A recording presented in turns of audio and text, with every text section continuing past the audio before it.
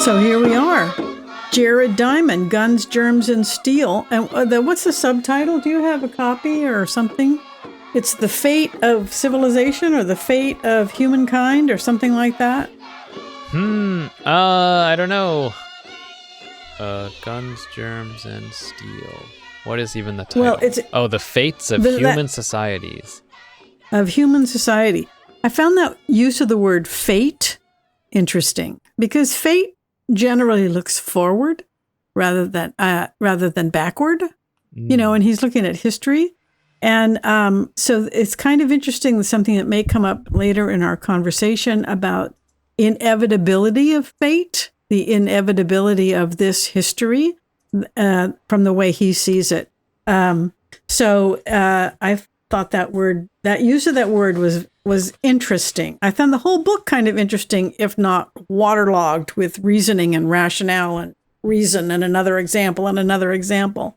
But I think that in general, he's got a good message. All right. Well, if that's the intro, how about here's the intro now. This is the book podcast of two people reading books. And that's pretty much all you need to know. This is, let's say we graduated from kind of comic books and just casual reads into the real depths of humanity. Oh, please. All in one book. You're lionizing this guy. I'm not exactly sure that he's worth all your adoration, but anyway. Well, he's a dude. The book did win a Pulitzer Prize, 1999. Did it really? So that's, I didn't even know that. No? Huh. Yes. Some advocate you are. I did not know that. Yes.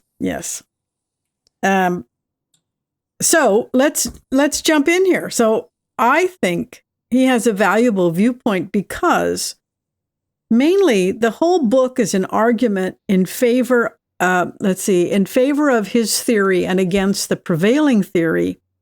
And that includes that civilization advanced because of geographical factors, geographical factors, rather than innate or genetic factors.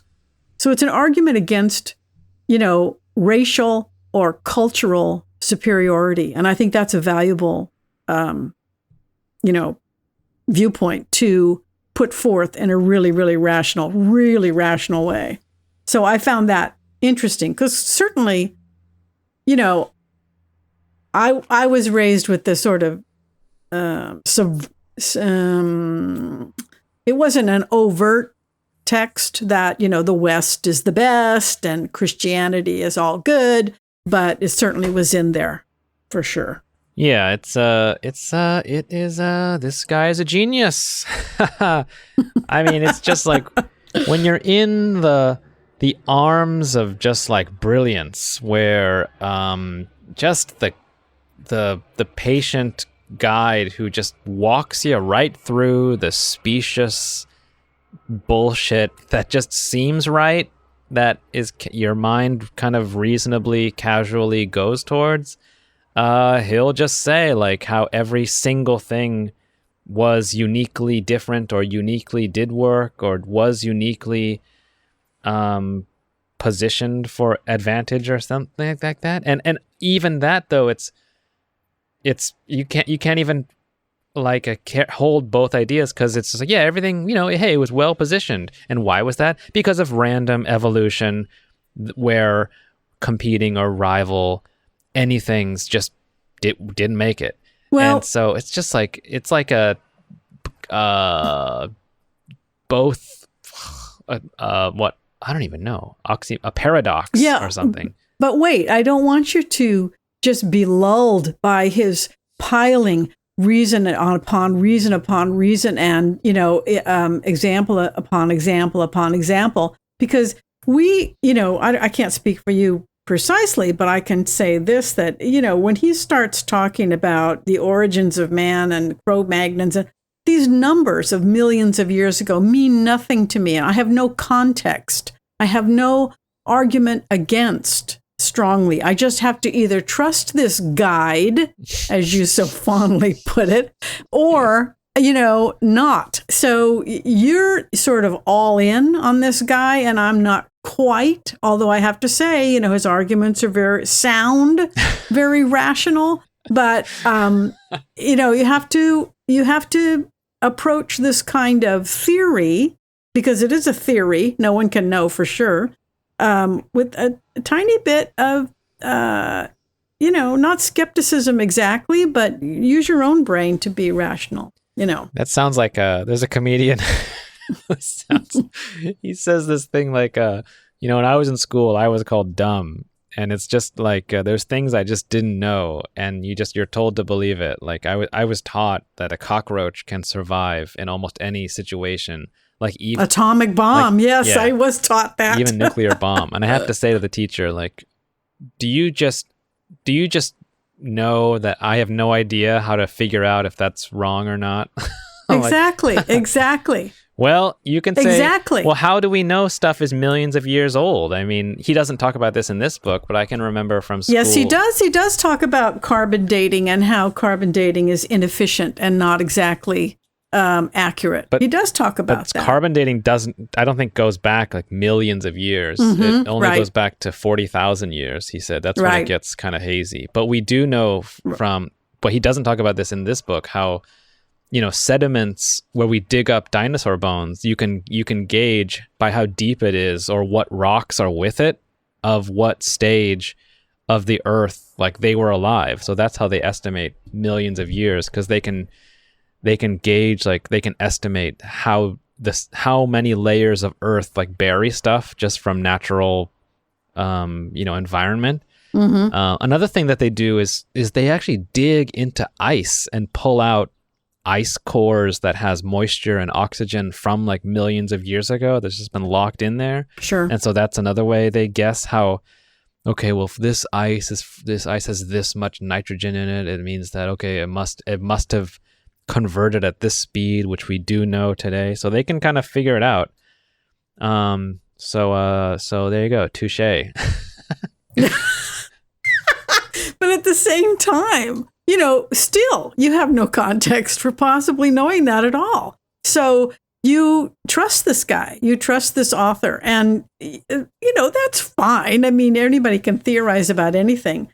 But remember that his theory is based on geography and luck of geography. He is a geographic expert. That's his field of expertise. He's a geographer. So, don't discount the possibility of some bias there. Wait, but so you're saying that, so even the sediments thing, like if they can track how, like I think they do it, like that's why they study volcanoes today, because the material comes out of the earth and through a volcano, right? It just gets buried and buried and buried, that they can guess like, okay, these bones are deeper, so this dinosaur is before this dinosaur, and then how deep it was.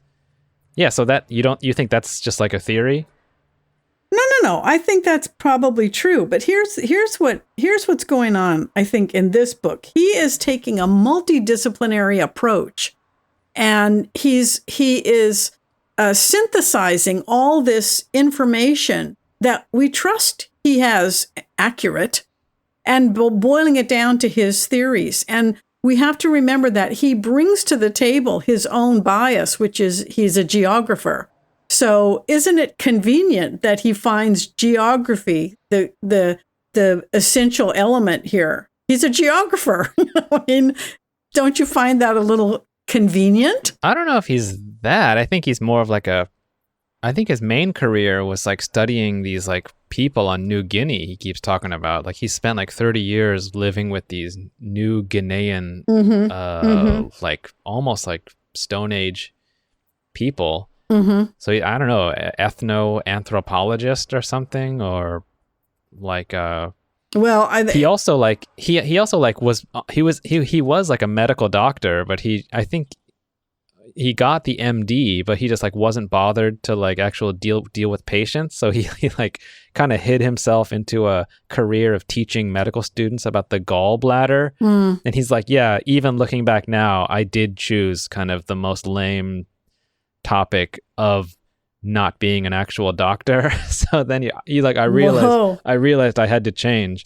And he wrote some paper, then got a grant to to do something. He's like, well, I guess I got to do something, and that's how he became an author and started like traveling and stuff.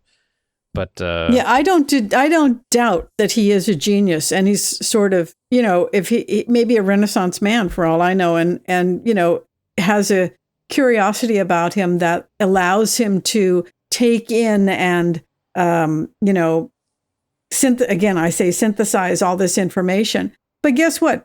I told you I was listening to this Bill Bryson book, and he does the same thing. He takes obviously things from this book and brings it into his recording of his book, this history of the home, where he goes from room to room and traces the history and the development of all these kinds of things.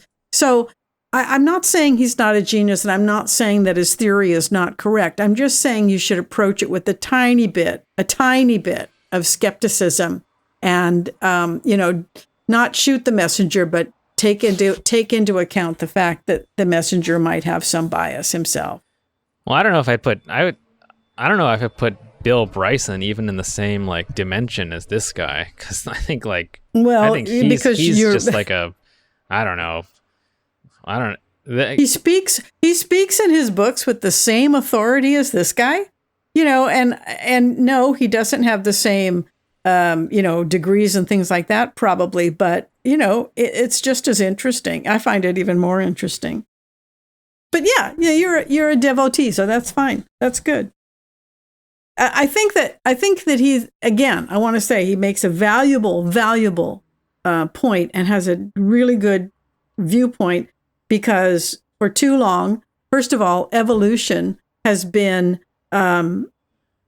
interpreted not neutrally, like survival of the fittest. It's not only just survival of the fittest, it's survival of the good, and so a moral judgment has been placed on development that's not neutral, that has a moral judgment and evaluative perspective. And I think that is bad, to our detriment. We have this racist viewpoint or cultural bias in the history and the develop and history that we learn.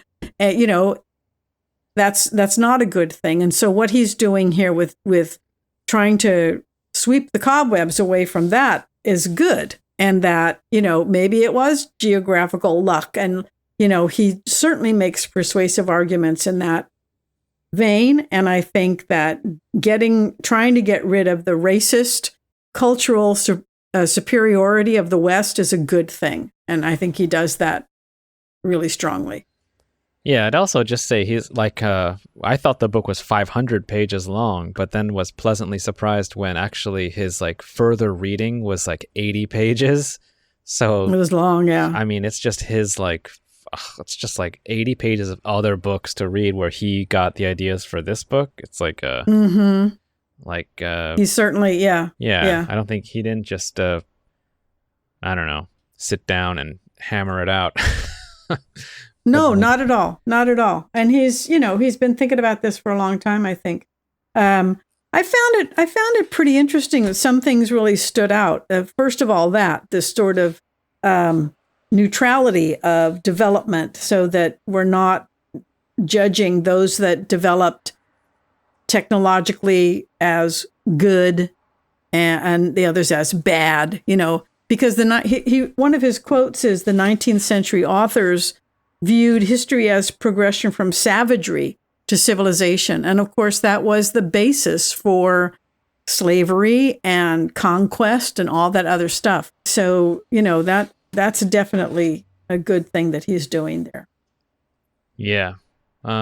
Yeah. So like, it's so just start with the beginning, he focuses, he just like, it's an academic book, but he puts it into this like story narrative thing too, which he does in his other book I've read also, where he focuses on this one guy he knows on New Guinea, which is like a underdeveloped island under management by neighboring Indonesia. Like they can't even, they're just like, they're kind of like a territory, I guess. And this guy's like, why do white people have so much stuff and we have just like nothing? And he's like, that's a good question. Let me figure that out. So he goes all the way back to humans, when Homo sapiens evolved from a common ancestor, from gorillas and chimpanzees and bonobos out of Africa. So he just hits it right there, which I remember from elementary school social studies and wondering, like, why do we have to know this? He talks about how another group somehow made it into Europe and were called the Australopithecines, right? And they were doing good until the Homo sapiens showed up and just, they didn't really go to war with them. They just were better at surviving. And so the the Neanderthals, they were the ones who were in Europe who went out of business because the Homo sapiens just were just nailing it at life. Yeah, Neanderthals. And that of course is the theme of the Clan of the Cave Bear, that novel. Oh, really? Yeah, Clan of the it's the the humanoids or the Homo sapiens, overpowering or just succeeding faster and better than the Neanderthals. Oh, okay. Yeah. You should read that book. It's good. I think I did read it. But I was all right. I don't know. Yeah, they were like the hunter-gatherers and what I found one of the interesting points, are we still in the first part? Because I'm ready to talk about part 2, which is the rise and spread of food production. So if you're not finished with the first part, you go ahead and wax poetic. It was just crazy how, like, we spent millions of years in Africa and then finally made it out into the nicer weather of maybe that was why, into Europe and then into Asia, because where it's more seasonal, where the winters are really cold, so you're not gonna make it. But then how evidence of like warmer clothes and better shelters showed that they could migrate eastward into Asia and like Russia, and then but because it was an ice age, water was frozen and they could walk everywhere, and they walked into North America and walked or sailed a little bit into Indonesia and then finally Australia, and how like Africa was the starting place, and then Europe, and then Asia, but then the last place was South America, where they walked all the way there, which sound vaguely familiar from elementary school. Yeah, me too. And we were taught that the reason why Indians and Asians look the same is this migration over the Bering Isthmus at the time, not the Bering Strait, but like Russia and Alaska were connected, and they could come there and then come south to the better climate, and then ultimately down into South America. Yeah, it was also crazy. He talked about, when those first hunters showed up, there were these like kind of dumb animals who just had never seen humans before and just got wiped out from hungry humans. So there used to be like lions and giant sloths that were lumbering around in Australia and in Americas, but they just got eaten to death. That was kind of interesting that wherever humans went, then animals became extinct. So just... Oh, and that would be one too, where you don't really need the that was the thing too, how he says all these multidisciplinary studies, how you don't need the carbon dating on like an extinct animal. You just see that, these humans were there, so they're from the same time, or they're buried at the same level. We found them in the same place at about the same depth. And so we can just say like, if we know, if we carbon dated humans over here, we can just, they're the same time. Right. Right. So we can extrapolate from that and say that the arrival of the humans caused the extinction of these animals.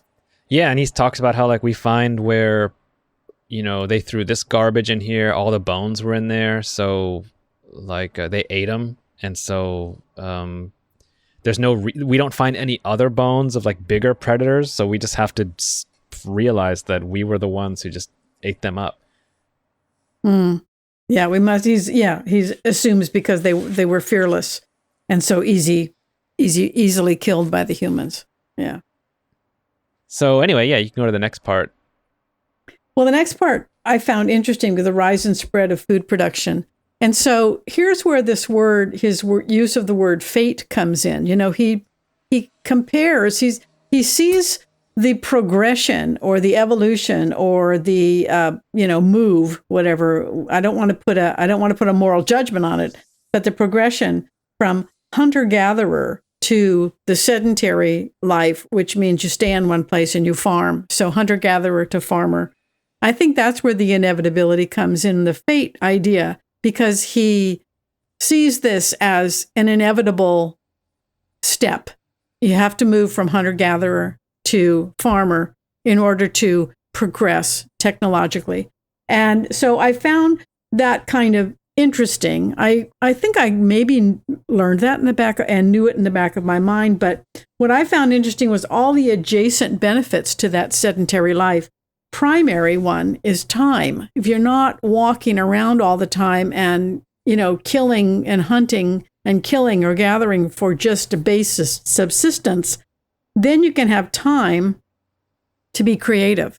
And so the sedentary life had that extra benefit of providing or requiring storage facilities.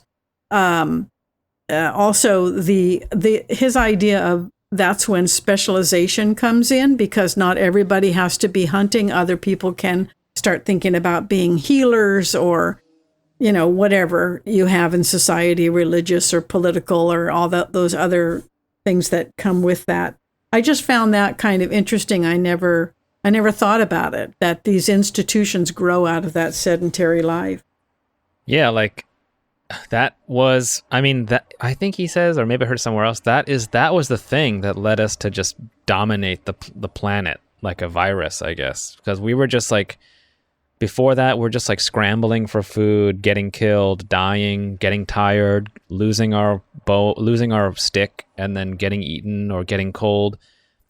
Babies not making it, just for whatever. We're like self-regulating as nature just takes us out as we try to reproduce. But once you can now reproduce faster than nature is used to, like a species surviving, then it's like, well, now we're just going to overwhelm everything else around us.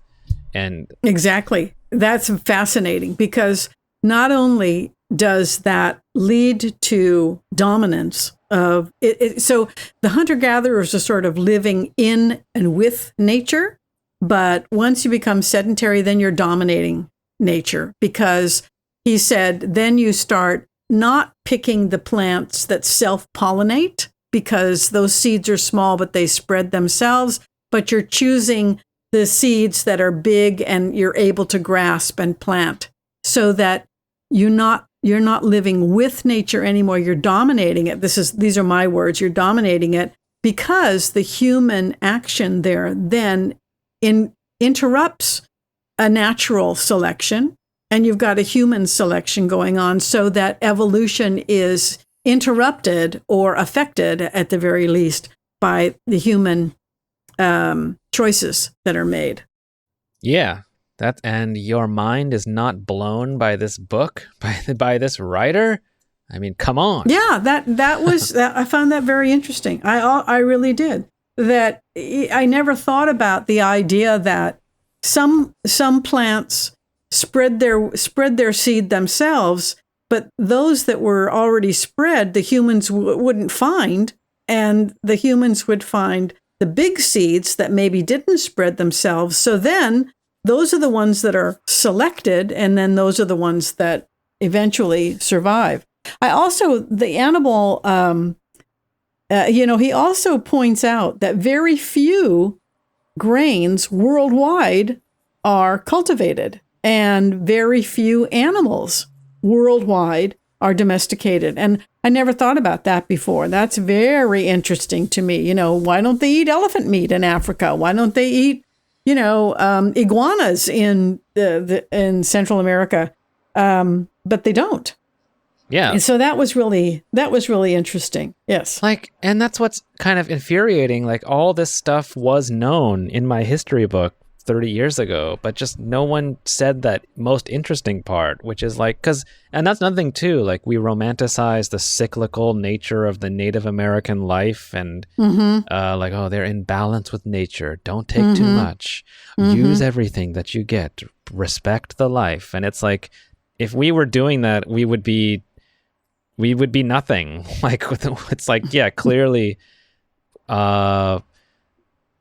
domestication of everything is what humans are able to do with their minds. Like, you think about, the human beat animals because we could talk to each other and like communicate these like apocalypto, like clever schemes to take down like a little, like a pig or something in the jungle. But like, dude, the real thing is seeing, hey, these nuts are really good. I'm going to take these home and plant. I'm going to try to make this more close to my house and grow it up and have a house and make the house bigger and cause global warming. Yeah. Climate change, kill the planet. Yeah, that's the way. Wait, what? Cover everything in concrete. You bet. I mean, just the getting the food, of the early human. Yeah, absolutely. Yeah, that's right. Yeah, this focus on like iron tools and all that Bronze Age, Iron Age, but no elementary school thing talked about how like the food was the key. Like that's how there's so many. Yeah. Like he talks about things where yeah, gathering food might be like a like 3-to-1 ratio of calories used to calories you get back or something. And how do you know that? It's like, cause he knows these Stone Age people he's lived with. I think that's his whole thing. Oh. He looks at the people today to think, well, it's probably what was the same 40,000 years ago. So, and then he says, but if you farm it, you're getting ratios like 100 calories to 1, which is just like, you're just going to blow away any hunter-gatherers, like leave him in the dust from time spent doing it versus how much you get back. Yeah, it is fascinating to, and that is the key. You know, just as an army marches on its stomach, it's the food. You have to have food. You have to have sustenance. You have to have water, and you have to have sustenance. And if you don't, you're in a heap of trouble. Yeah. He talks about how like the most yielding cereals, the grains that are so valuable, were evolved that way because the Mediterranean climate will be warm and then cold. And these are plants that know they're going to die. Like we're like, well, I'm not going to make it. So my only job is to blast this seed into the air and just hope somebody picks it up and plants it somewhere else, or it gets knocked down somewhere. Because like, so he's like, yeah, no investment in root or stem or leaves, just like one seed. stalk, boom, here's the seed. And maybe the next one will think of something else because this is all I got. And so, and also the seed, knowing that like sentient plants, that like winter is coming is what makes it have a shell. So, which is convenient for humans to store it in a container. Well, or whatever. No, the fact that winter is coming meant that those seeds with the shell survived longer. You know, you're making the seed in the plant sentient rather than just be a survivor in a hostile or inviting environment. No, but that is the one that, yeah, that's the one that's left, because the other ones with no shell or put so if you're getting sunlight, you have to convert it into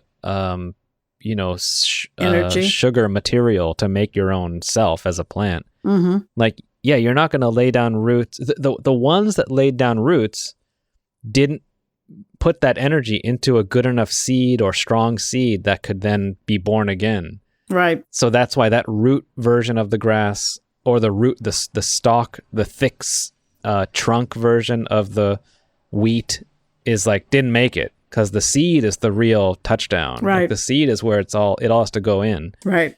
Right. So, yeah, that's why I think, those plants are the ones that are left.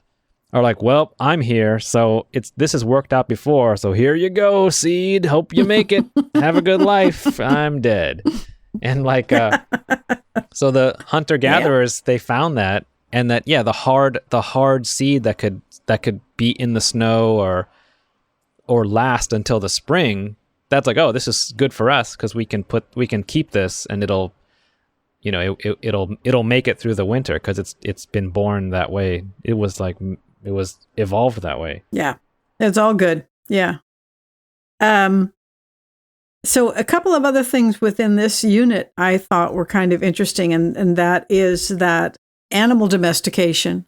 And this led to a natural immunity. It seems he's saying that all diseases came from animals. Yeah, he does say that. Yeah, and can that be right? Because human beings are animals too, didn't they? Don't they have some diseases that they spread to animals? I mean, that just seems to me a one-way street that doesn't make sense to me. That all diseases come from animals. So maybe not all disease. I don't know if I believe that, but the fact that living with animals over years created a natural immunity to those diseases that animals could transfer makes sense to me, and that those diseases could be transferred to those you conquer, weakening them so that you can conquer them with the germs. That I get that cycle a little bit, but do all diseases come from animals? That doesn't make any sense. So you're saying like, why aren't there human diseases that were given to animals? Or human diseases that humans had? Or I guess there are birth defects, but aren't there some diseases that come from humans? Or aren't there some diseases that humans give to animals? Oh, you're saying like, what about the ones that are spontaneously humans? In humans. Got. I would think that a human's advantage, if let's say there was a spontaneous one that we got, and like, well, we have a better chance to fight it off because it's like, we have our, you rest, or you're given food and you're helped by your neighbors and stuff. So I don't know. I think that a virus would have less, or so you're saying why, where are the spontaneous human ones, right? Yeah.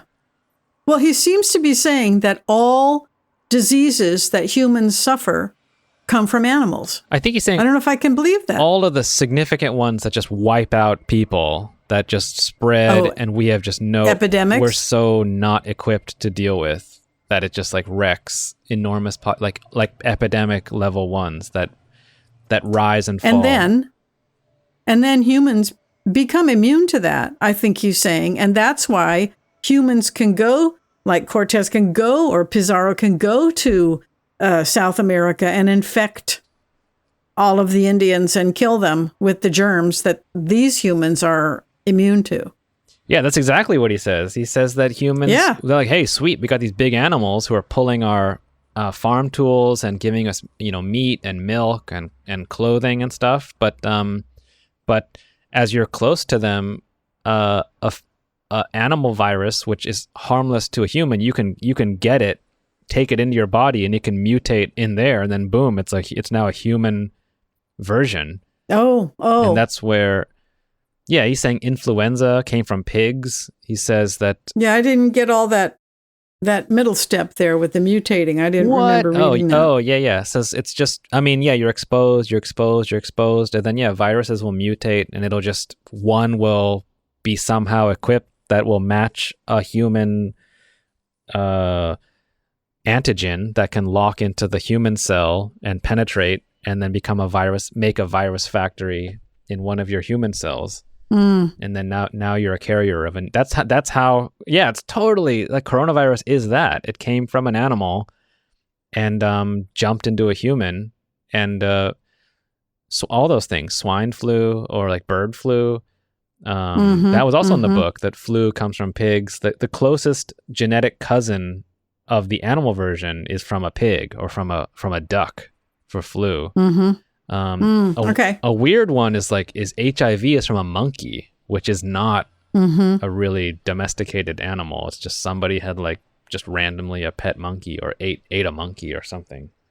Or a wild monkey, got bit by a wild monkey, I thought. Yeah. So yeah, that's what they had. Also, when you're living in your farms, you don't have toilets yet, you don't have water yet, so all your shit is just near you, which is just virus and bacteria factories.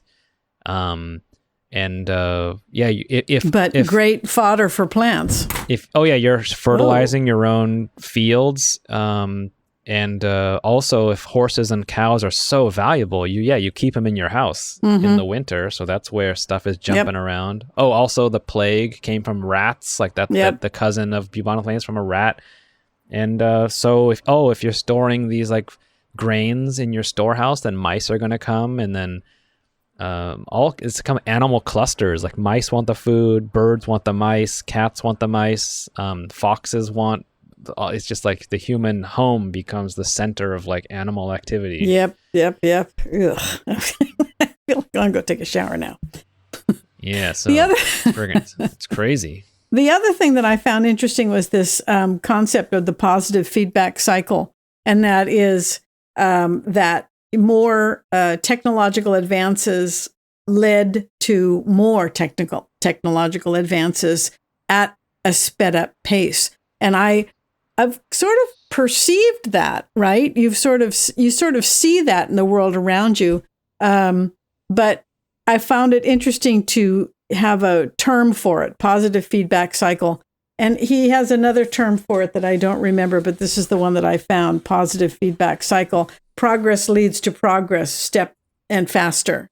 So I thought that was good to put a name to that. That was interesting. Yeah, that's called he calls it auto-catalyst. Oh yeah, auto-catalyst. Like, yeah. Auto-catalyst. But positive feedback. That's like biology, where one improvement here like makes tons of accelerates improvements everywhere. Or yes, yeah. In this one AI book I read that's called Self-Recursive AI or something, where an AI learns to improve its own AI and improve itself. And so that's where they think it'll get beyond human intelligence within our lifetimes or something. Oh yeah, that's what's the scary part. So I that theory, I believe it exists, and to have somebody put a name to it was kind of interesting for me. But now we come to a part that I was immediately skeptical about. And that was this axis orientation idea. Oh. When I first read that, I thought, oh, come on, please. I have to say, so the axis orientation concept is that development moved from east to west better, easier, and faster than it moved from north to south. And so in the back of my mind, I'm thinking of these Asiatics coming over the Bering Isthmus and coming down North America into South America, and that's north to south.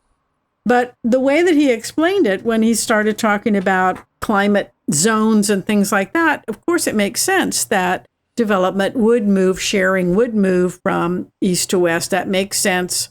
However, here's the convenient part, that he tags Eurasia as one entire east to west continent, and then he dubs North and South America as one continent, north to south. So I'm a little skeptical about that, because normally, I know this is a Western viewpoint, Europe is considered separate from Asia, even though it is the same landmass.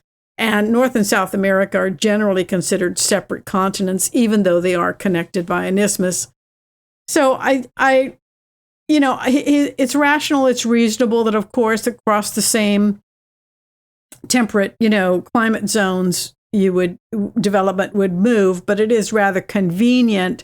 As a geographer, he's seeing North and South America as one continent and Eurasia as another whole continent. Wait, what? So so he shouldn't do that? Or wait, what do you mean? Well, I don't think it's, how do I compute North and South America as one continent? Yet I know I learned that Asians came over the Bering Strait and down into North America and came further south. So I'm wondering if he's thinking, why didn't these people in the North and South America develop as fast as people in Eurasia did? Well, maybe it's because it's north-south, and they didn't do it because it was north-south. Well, it's because, it's crazy. It's that thing, positive acceleration of how many starting things do you have, which types, and the climate and geography. So he says that number one, North America or the Americas just did not have they didn't really have any of the domesticable plants to yield the calories that Europe did. So that's why they just stayed hunter-gathering for so long. The only ones who did were like the South American or Mexican people who had like beans and corn, which took a long time to develop into the modern version we have. Mm-hmm. But that's only 2 versus the 4 that Europe had, and also America had no animals except for like South America, the Chile, which had like llamas, but there's just not as much work you can get out of those, and they're mainly for they're more like in the sheep family, I guess, or in terms of what you get from them.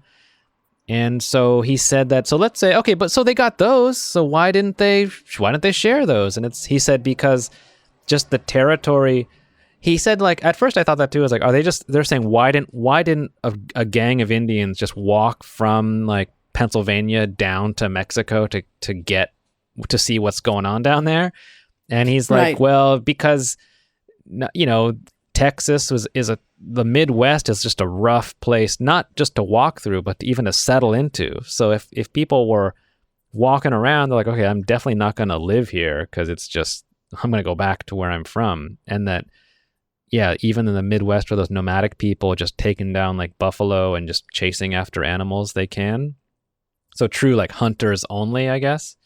And yeah, it just didn't happen. Just didn't work out. Where in Europe, in that area, the Fertile Crescent, which I also learned of in grade school, they had horses, cows, sheep, and goats, like the top 4 of the top 5, and like 4 different grains that just spread out.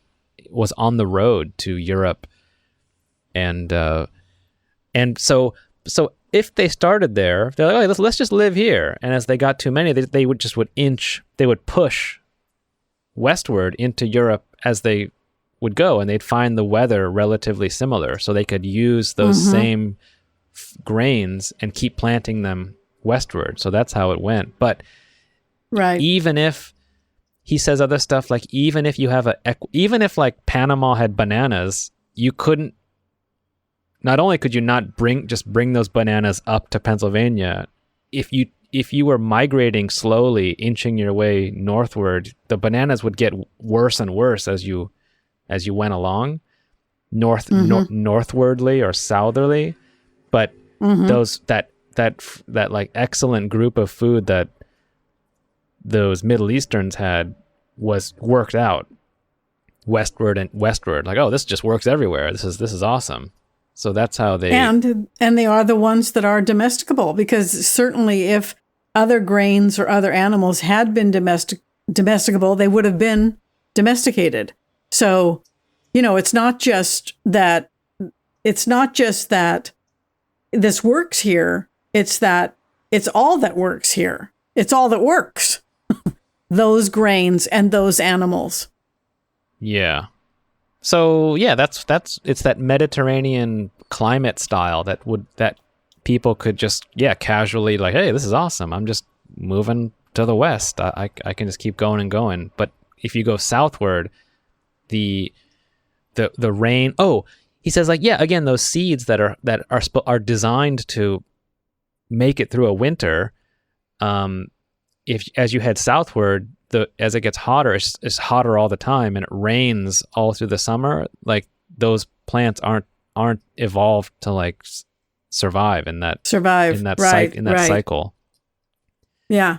So it's pretty interesting stuff, and I found that the most interesting section of the book, that explanation in detail of the sedentary lifestyle of domesticating animals and plants, and how, of course it was over millions of years, and of course it was, trial and error, and also happy accidents sometimes.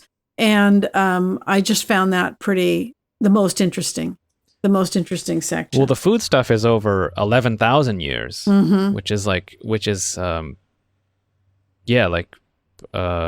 how it got. That was the start for that Fertile Crescent. Like, they started farming then, and then the Native Americans had just arrived in America as the Middle Eastern guys were farming. Oh, okay. So see, I have no concept of the timeline and what's going on in different places at the same time. You got that better. You did not do the reading, or I did the reading. You just absorbed better. And then the next thing he talks about is the development of language. Now I thought, this would be so interesting. Yes. But I didn't find it very interesting. What? I know. I'm surprised that I didn't, but I was overwhelmed with detail, and, kind of, maybe I was just tired. So he talks about how, linguists can take modern versions of different dialects of language, and how somehow I guess they can calculate the pace of evolution, or how varied it is, but they can analyze the structure. That okay, these people can't understand each other, but the structure is pretty strong, that they're from the same parent language, which maybe nobody even speaks anymore. And so he says all of Indonesian languages and Malaysian go back to Taiwan, the native Aborigines of Taiwan, who have been wiped out by Chinese and Japanese over much more recent time. But he says, he gives one example where if you look at English is the word sheep, but the Latinic word he can deduce its ois from all the varying versions from Spanish and Greek and Italian and all that stuff that and he goes, hey, look, we even have our own English version, the U, E-W-E. So we still have it, but just nobody says it. So right. He says that's how these linguists deduce what the likely proto version of the word was. He's not talking about entire languages, like constructing entire ancient languages, but just one word you can trace back. Yeah, well, I think, I've studied that here and there, and Indo-European being the mother tongue and all that. I didn't absorb it completely at the time. I was very interested in it, but I just, I found I think it's interesting that to have a pictograph language like, say, Egyptian hieroglyphics, right? So that the symbols stand for a meaning, and then somehow the meaning, just the first syllable is taken to represent that sound, and that's sort of like katakana, hiragana, and that kind of thing. That's kind of, I don't know how they make that leap and how they understand it to be that. I don't know how they figured that out. I think it was a lot of guesswork and hit and miss, and then they find patterns. I found that kind of interesting, but I think I have studied, the history of language in the past, and, because he talks about all this history of the language, and then he brings up this disc, that nobody can decipher. So what do you mean nobody can decipher it? Come on, get on that. I was kind of shocked by that. He talks about that example is the most old form of documented writing ever, but I guess it's the only one, and so you don't have a reference or what context it could be, right, that you can't really figure out. I think that they do stuff like that. If they find some kind of document or tablet in a place that they can deduce was like the grain merchant's house or something like that. Okay, he's where he lived here. So, because how do we know? Because there's grain everywhere. And then you find the most common, like whatever the most common symbol is. They go, okay, that's probably grain or something. Because the first writing was list making, right? Yeah. Like they build around that, and they go, okay, the most common thing is like, I don't even know. It's like, but you get other examples. Okay, this guy also was a grain maker. Okay, he's writing that a lot too, so it's probably that. Mm-hmm. And so I don't know. They need lots of references and to kind of construct what it likely was. Yeah, language development is pretty important. It's not, it's not in a basic existence level as, cultivating grain, but it's pretty important for a technological advancement too, I think. Yeah, well, he talks about, I think everybody spoke, but then the real nightmare was how do you decide what's our written version and then getting everybody else to use it, or everybody that matters. Like, how do we get the king to use it? How do we get the leaders to use it, and the writers, the scribes or whatever. He talks about how, like, check it out, this Native American guy saw how white people were trading documents, and you can learn what this guy told you, and he's like 1,000 miles away. That's really valuable. So he invented a Cherokee, I think, language for writing. It was Cherokee, yeah. And he just borrowed a bunch of alphabet letters and a bunch of other random ones he made up himself, but he used the symbols he created his own written language. And like linguists today were like, wow, he was a genius to just like decide to do this. Yeah, he had time. He had a sedentary lifestyle. He had time. He had time to develop that. I mean, if they had remained hunter-gatherers, they would never have been able to develop a written language, right? Yeah, like that was another interesting thing about hunter-gatherers. You don't have things because you're not going to carry all those things. So that was, and they didn't have pack animals over here either. So yeah, you're just going to only have what you can carry because you have to go to find the next hunting source. Yeah, he said that too. He's like, you can't have too many kids because if they can't walk around, you're just wasting kids. Right. So like if they can't keep up, so you got to wait every 4 years to crank out another human. And if you're living still and your woman can just crank out one baby a year or two or every year and maybe 50% survive, then you're in business. Now you'll be all right. Make sure they're boys. Yeah. It was good. When I first started this book, and I made a guess. What was the factor that determined success? And so my guess was mobility, the ability to move or migrate, or not in the hunter-gatherer sense, but in the exploration sense. So that was my guess. That was what was the possibility. That was my guess on what led to successful development. And that is important. Mobility was important because expansion of ideas was important as well. But I didn't see this accidental geography as being the answer. I was still stuck in free will and that kind of idea. Yeah, I'd seen little YouTubes about geography before. Like, why did we look at Greece as this like I don't know, utopian democratic place, but actually it was like really warlike and rival all these like sects and city states and stuff. And it says you have to look at the geography because there's so many mountains in Greece that just separate people. Like you're just not, the cities are going to be in the valleys where the water and rain flows into, so we can live there. And the highland people are just living on like a hill, and they're going to be the hunter gatherers, I guess. Yeah, like the Scots. Yeah, it's interesting. Go ahead. Like these clusters of civilization. Even Japan too is so like mountain separates people. So like this clan, we have to like huddle next to our valuable things. So he talks about how like, yeah, ancient China was unified because it's geographically not so difficult to conquer. So it's just it's pretty flat, and so different dynasties just got control, but it was just too much to manage, and they would collapse, or right.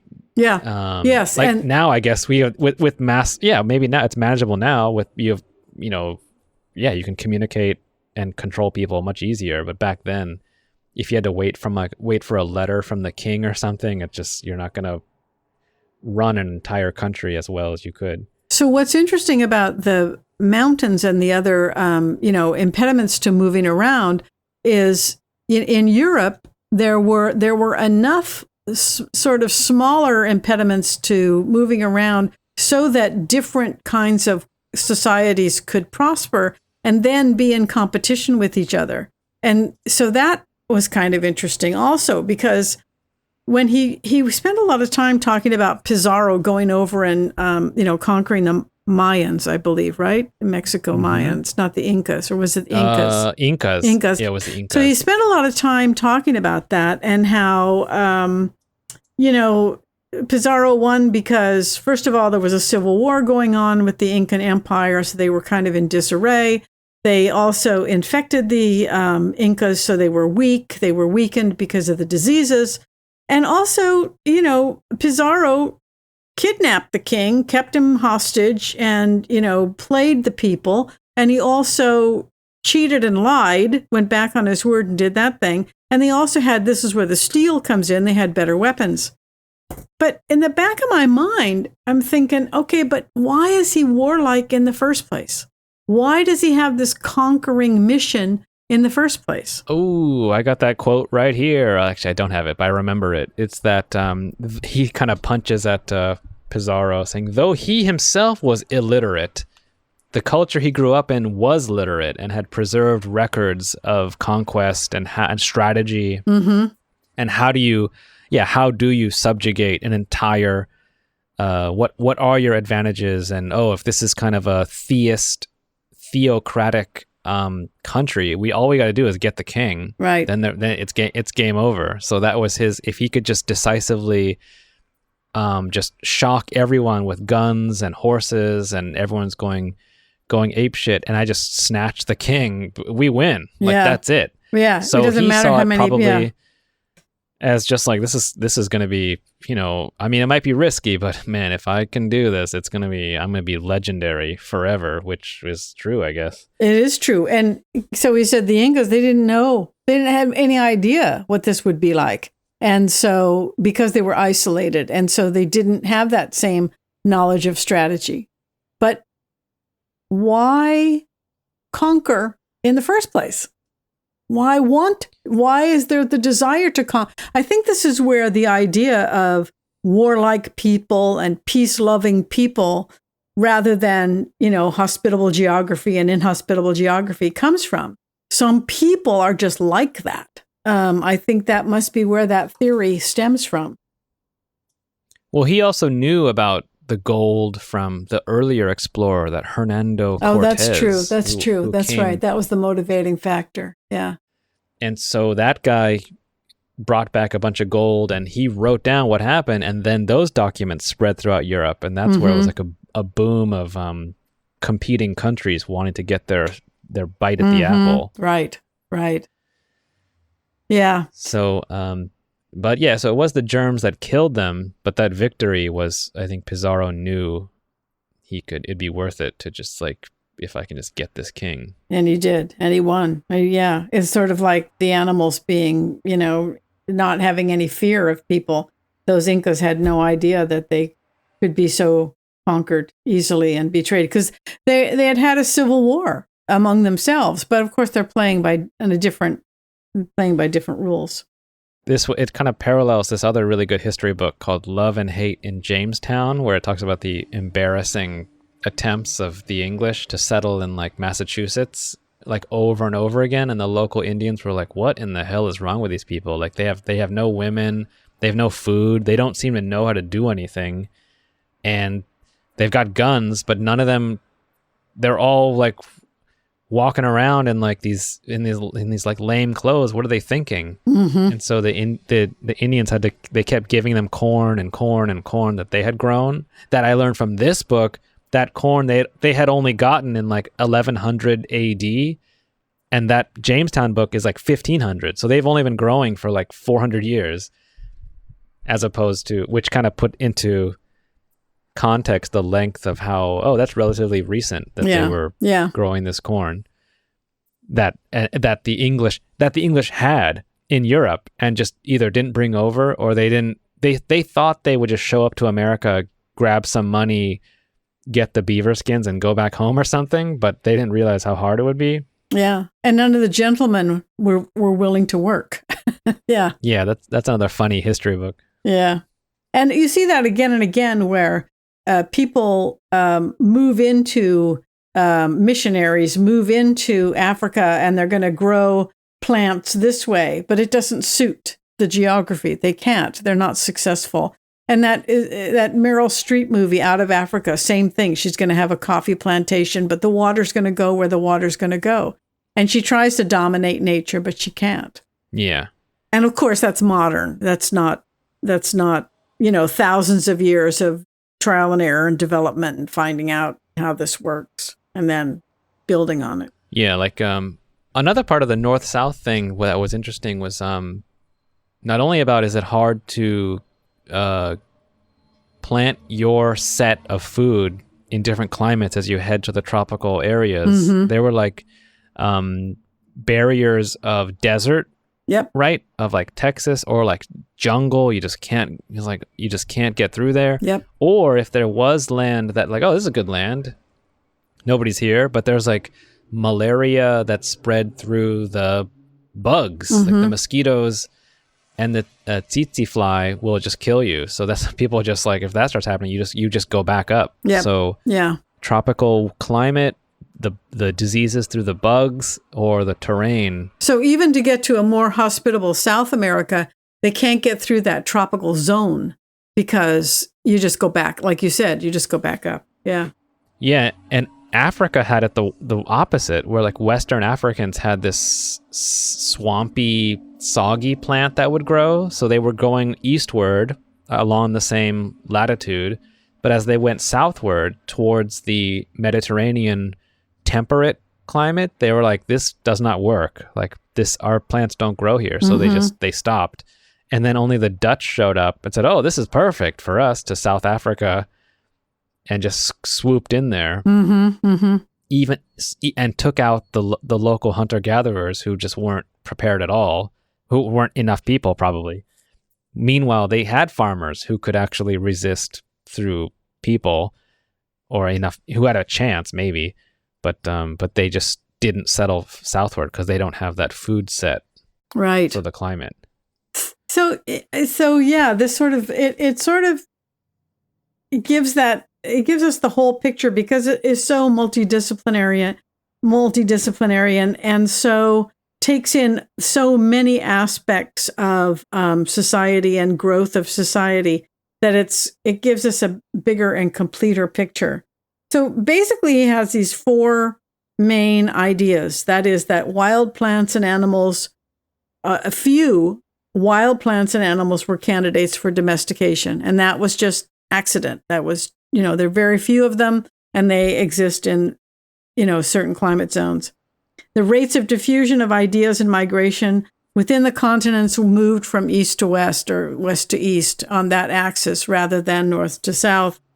And that isolation prevented that diffusion of ideas, whether it was water or desert or mountains or whatever. And that the population size, that is, he's focusing particularly on Eurasia here, there are more people, so there were more ideas, so there was more growth. It is the biggest landmass, Eurasia, and so there's more people, more opportunities. The chances are more opportunities and more growth. However, having read this book and digested it and become, what's his name? Diamond advocate. I just read in the New York Times, there's a new book. Oh, really? Called The Dawn of Everything. A New History of Humanity. And this is by two authors, David Graeber, who was responsible for, or a key player in the Occupy Wall Street, and David Wengrow, who is an archaeologist. And this book purports to upend guns, germs, and steel. And you scoff.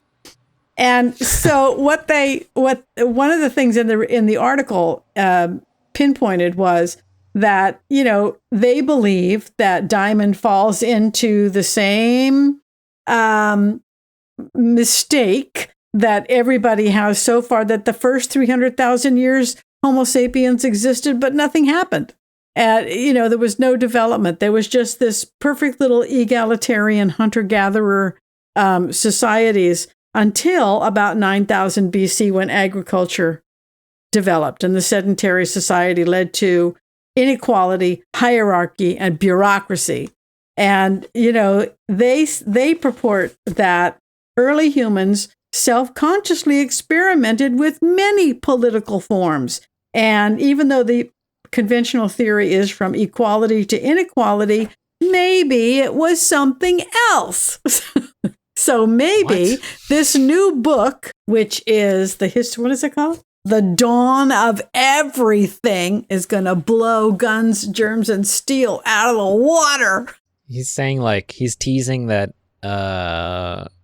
they maybe did something else. Yeah. Yeah. And I think that that's where this idea of fate comes in, that they're probably criticizing him for saying it's inevitable that you have to go from hunter-gatherer to sedentary lifestyle. That's where technology develops. And they're saying maybe not.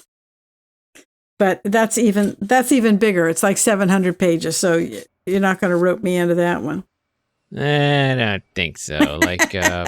I mean, that's another huge chapter where he talks about the political designs of peoples, where you have little groups of people where everybody knows each other, and you can know everybody's name. Yeah. You have to pressure and lever people to behave the way you want and stuff. And then above that is little tribes where, okay, well, now we need some kind of authority who's going to lean on other people, but it's all kind of there's no hard, we are the enforcers, you are the followers.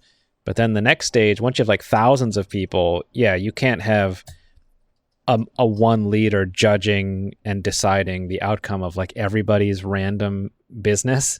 So then you have rules, okay, the rule is you can't do this, and if you do that, the police will come and blah blah blah. So because the chieftain, that's a chiefdom, is in charge. Yeah, it goes from band to tribe to chiefdom to state, right? Yeah, and then you get so big that if you have enforcers already, you need to manage the food storage that has to be kept, so certain people, we don't just eat it all at once. And while I'm at it, I'm just going to keep some for myself and for my family over here. As tribute. Of course that's going to happen. Yeah. And then, or you can have people, look, I heard the boss of another town told me if we build this water system, or it'll be good or whatever. So you guys are all going to do it. And so that was the first public financing of public works that would hopefully yield more benefit for everyone. Mm-hmm. Or pyramids for your own stupid tomb. Yeah, or aqueducts like the Roman Empire did. Yeah, lots of benefit for baths, public baths. Those are things the Roman Empire did. Yeah. So it's funny how law is the natural next thing, because if you've got a boss listening, okay, you killed him, okay, you lose your hand, or okay, you stole this, okay, you lose that. Look, I don't want to do this anymore. I'll write it down. This is the law. And we have to, and you just look at that, so I can do other things. Okay, so that's interesting, because that's the basis of American life is supposedly the rule of law. Yeah. And one of the things that upset me about living in Japan is that everything was dealt with on a case by case basis.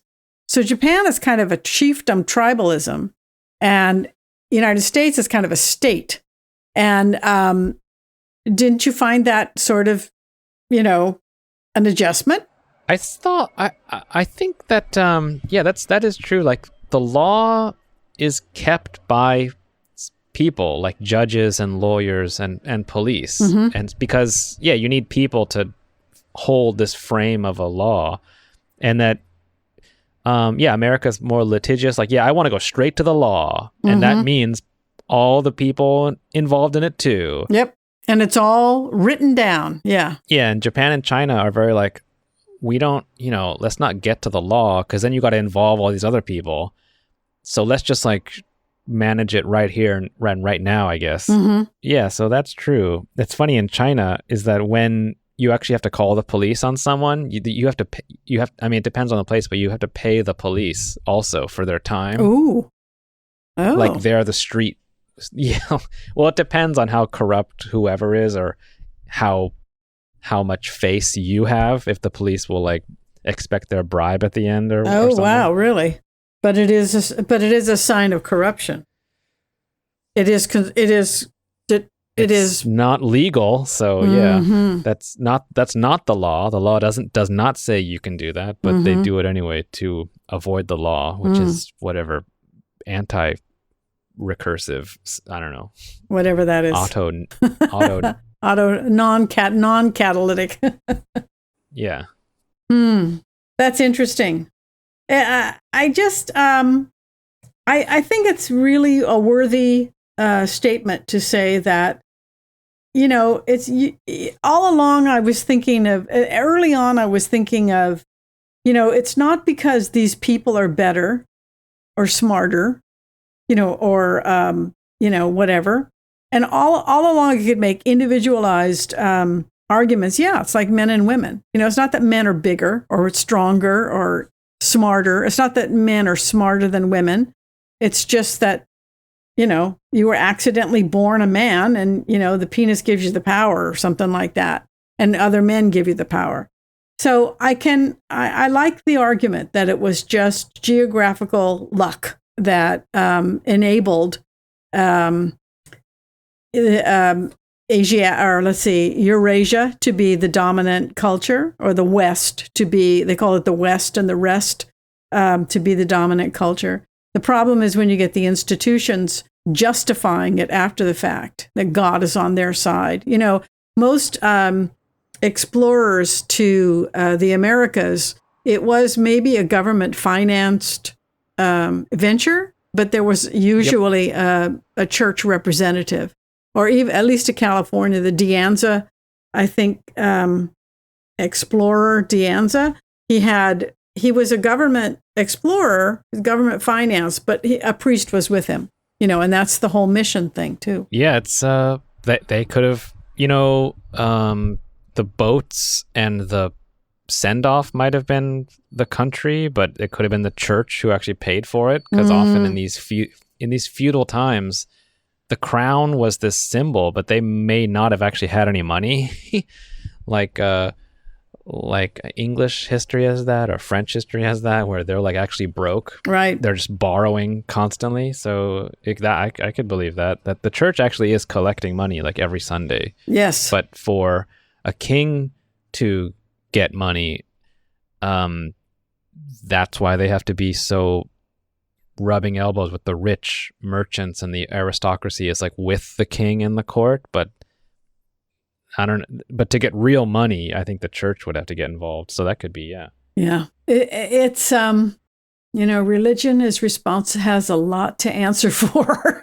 I don't know what they're going to answer to, but they've done a lot of harm. God.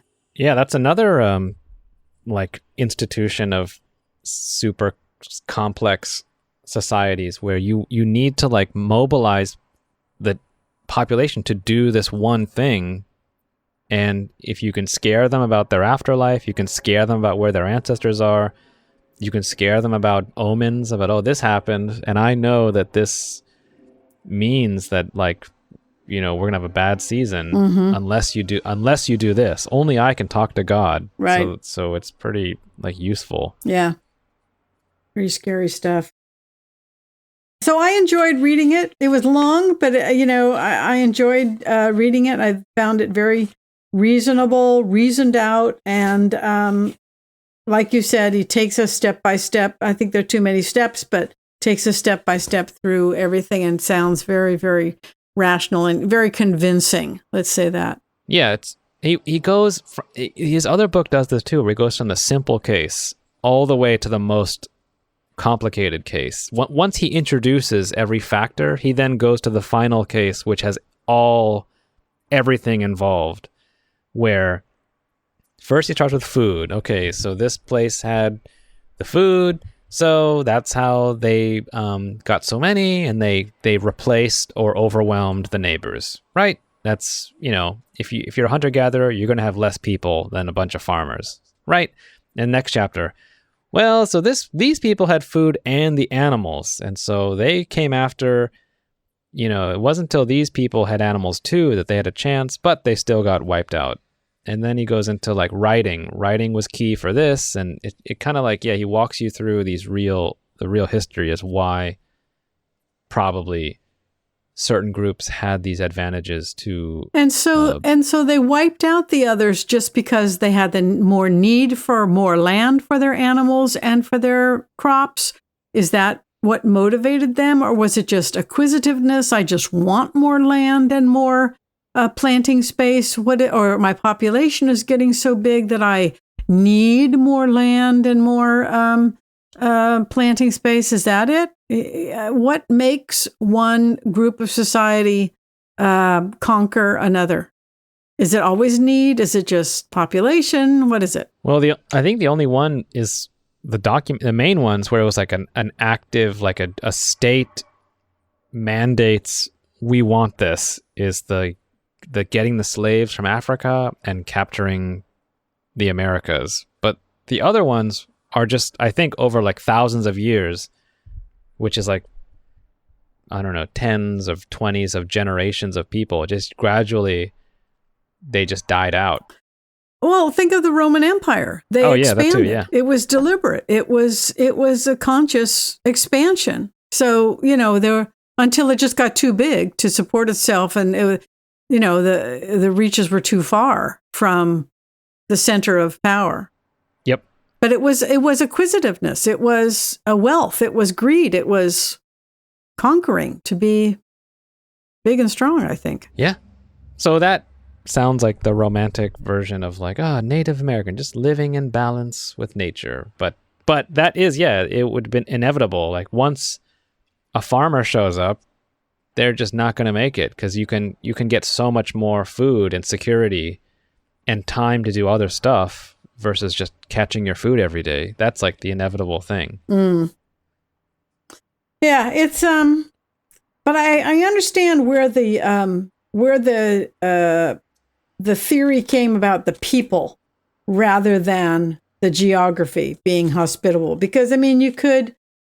And if somebody kept records, they could say, well, of course they didn't go there because you can't grow their plants there. Of course. That's kind of a no-brainer. But it's much easier to say there's something in you that makes you want to do this. You're a warlike people, or you're a lazy people, or you're this kind of people. So I think it's not even with the help of institutions or churches behind making a moral judgment. It's kind of like the easiest, the easiest interpretation, maybe. Maybe people like anthropomorphize themselves onto an entire civilization. Like, well, why would they do that? And it's like he talks about this one thing. He's like, he does that in his writing too. He's like, well, why, if they saw the beans, they saw the grains, and then, hey, these are good, why didn't they just start doing it? And he goes, you have to remember, hunter-gatherers, they're feeling good. They're catching food is an honorable thing. Their whole society's based on it. And then you got these farmers who are just like eating the same food, hunched over, working, covered in their own shit, getting diseases from the animals. And so a hunter-gatherer could look at the guy and be like, okay, like, I hear what you're saying, but no, thank you. We do not want. We don't want to killing the mammoth. I don't want to be looking like you. I don't want to smell like you. You can produce 5 times more surviving humans, but each one it has like a worse life because they're just crunching on nuts and not enough animal protein and whatever, no diversity of diet.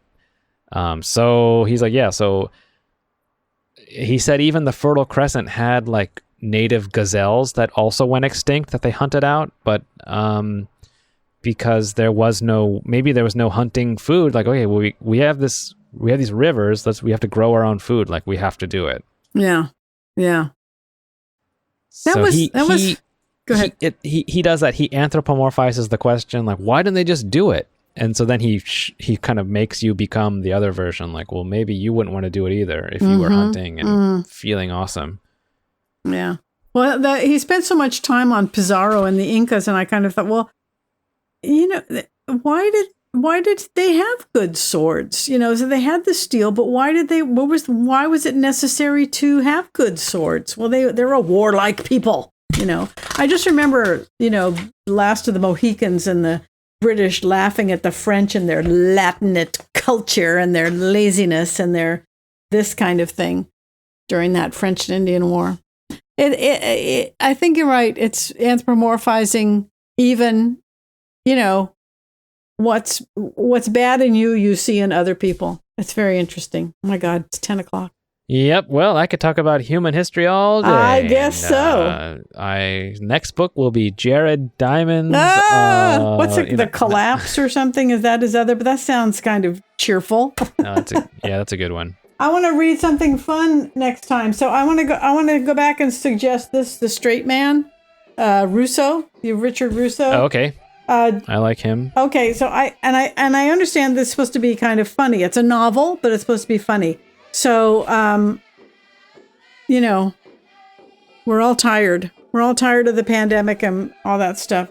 So is that okay? Straight Man by Richard Russo. That'll be our next book? Yep. Okay.